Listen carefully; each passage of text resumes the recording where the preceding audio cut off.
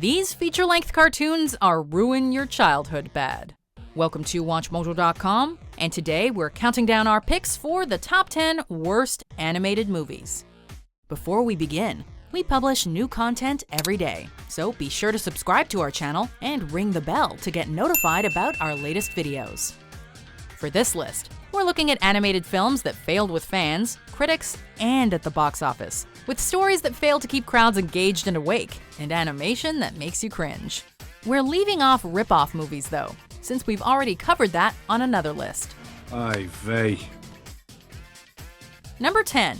Delgo. Delgo? At your service, Your Highness. According to critics, this is what happens when you decide to make a sci-fi movie but don't know how, so you steal everyone else's ideas. Production on Delgo began in 1999, and over the next 9 years, the minds behind the film shamelessly blended elements from Aladdin, Star Wars, and Superman for a final product that couldn't even recuperate $1 million of its $40 million budget. Relax, these guys are amateurs. With a cast that includes Freddie Prinze Jr., Jennifer Love Hewitt, Val Kilmer, and Anne Bancroft in her final role, Delgo's story of a teen and his friends trying to save their planet from war and destruction was universally panned, ultimately becoming the lowest-grossing computer-animated film ever. Oh, no! Come back here! Number 9. Happily Never After. I hate to tell you, but it gets worse. Here's yet another unfortunate animated film to feature Freddie Prinze Jr. in a leading role, and to feature a legend in his final role. The box office flop that was Happily Never After was sadly the last film on comedic legend George Carlin's filmography. Remember what I taught you. You have to maintain the balance between good and evil. The film tried to cash in on the edgy fairy tale hodgepodge craze that was all the rage back in 2007. The problem people had with this one, however, was that the filmmakers forgot the whole edgy fairy tale hodgepodge thing. 40 flights of steps in heels? Ugh, this had better be good. Even so, and despite the fact that it failed to make back its budget at the box office, the studio saw fit to make a sequel. But thankfully, it was a direct-to-video release. Number 8. Sir Billi. My name's William. Billy to my friends. Based on the size of his name on the movie poster, it's obvious the filmmakers behind this animated feature were using Sir Sean Connery's name to sell the film, because it certainly wasn't going to sell itself. Sir Billi sees Connery play an old eccentric skateboarding man who's trying to save a fugitive that happens to be a beaver. The absurdity of the plot, along with the lackluster animation, meant this film was pretty much a laughingstock with critics, and it was the last film in Connery's filmography before he retired from Hollywood entirely. What a way to go. Number 7. 8 Crazy Nights. I'm the kind of guy who can't stand a holiday, so I drink them all away, that's me. This movie is based on one line of Adam Sandler's Hanukkah song.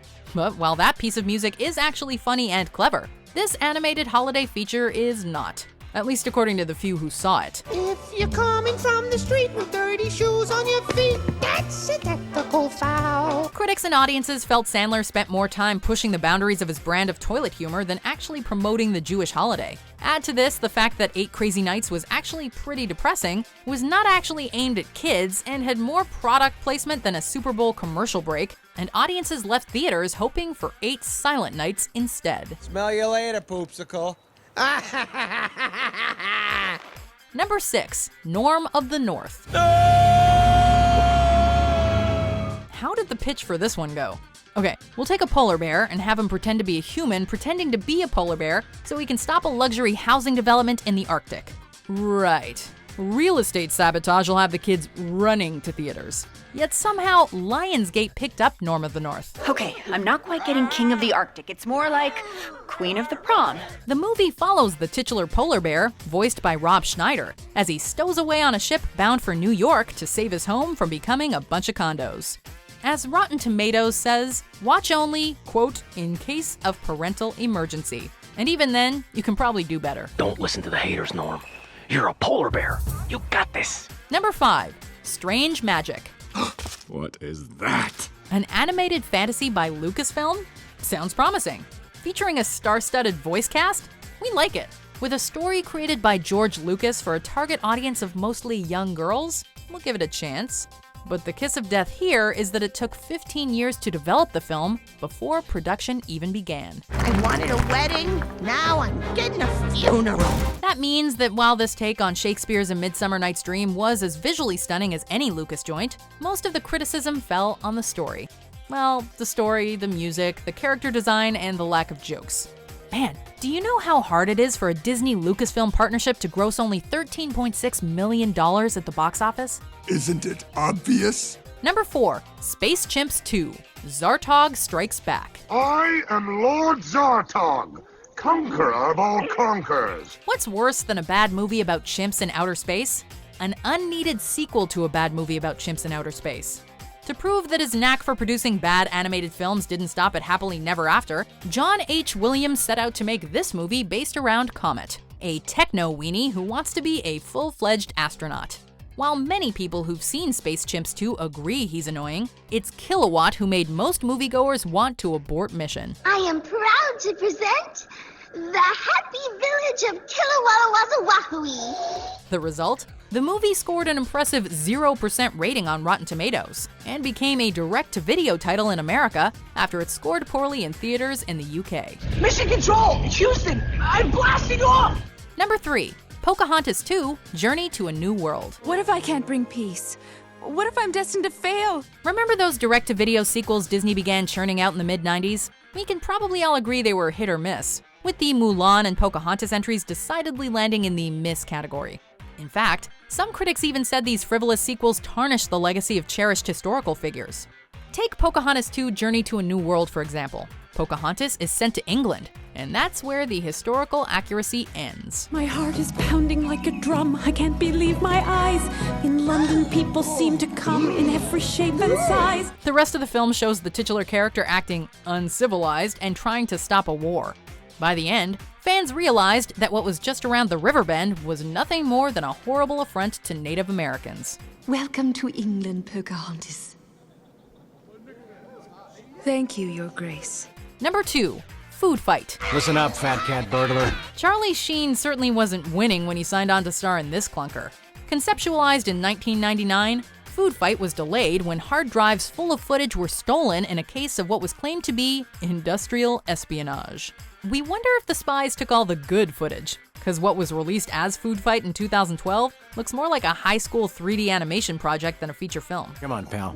Let's snap, crackle, and pop out of here. When you factor in that the supposed kids flick has more double entendres than a softcore porn, and what's been called a nonsensical and disjointed plot full of product placement, the only food fight you'll want to be involved in is the one where you throw tomatoes at the producers. And I thought the raisins were humiliating.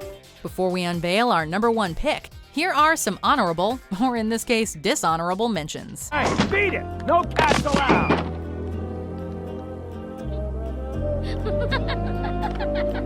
We found it! The lost city of Nutlantis! This is all gravy today. Now snap your fin right on it. Snap it. You're not snapping it. Oscar. Number 1, Titanic, The Legend Goes On. I bet you look ravishing in this. If you've never heard of this Italian animated film, consider yourself lucky that you missed this shipwreck. Titanic: The Legend Goes On is like a lot of animated movies, in that it features romance, attempts at historical accuracy, and enchanted talking animals with horrible racial stereotypes. Yeah, what's with the costumes, guys? We've been on tour, senor, and cannot wait to get home, muchachos. But without the necessary charm, The Legend Goes On sunk as fast as it would have had it struck the iceberg itself. Not only has it been dubbed one of the worst Titanic-inspired adaptations, critics also called it one of the worst animated movies in the history of film. Hold me, never let me go. Do you agree with our picks? Check out these other great clips from WatchMojo and subscribe for new videos every day.